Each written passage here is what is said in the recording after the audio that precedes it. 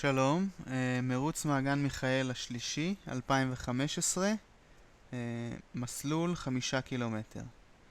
מזנקים מאמצע מגרש הכדורגל מול השער שפונה לבריכת השחייה, ככה מזרחה, פונים לצומת של הים ופונים שם שמאלה מערבה עד לסוללה של הקייקים, שם פונים צפונה.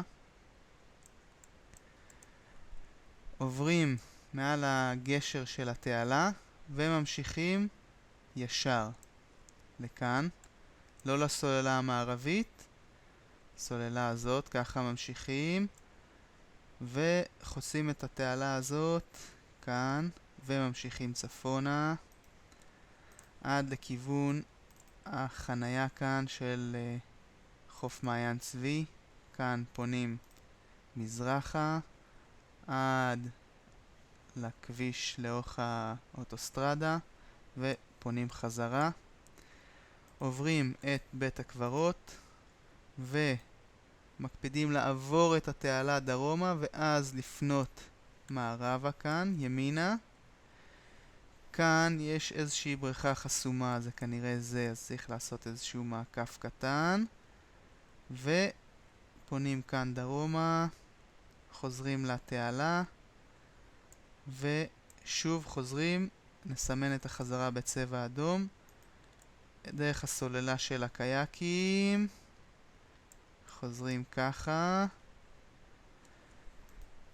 חוזרים באותה דרך והפעם נכנסים בשער הזה שפונה אל הים, רצים לאורך הגדר וכאן מסיימים את מסלול 5 קילומטר, כאשר מי שרץ 10 קילומטר פשוט ממשיך בלי לעבור בקו הסיום, לעבור מהצד ועושה עוד הקפה.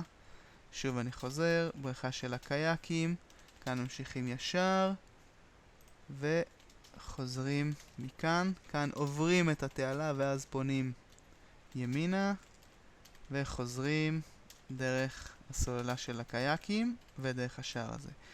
מי שרוצה להתאמן והשערים האלה סגורים, אפשר לזנק ולסיים בנקודה הזאת, שזה מול השער שממנו יזנקו, ופשוט לחזור ככה ואפילו לעשות עוד מסלול. בהצלחה!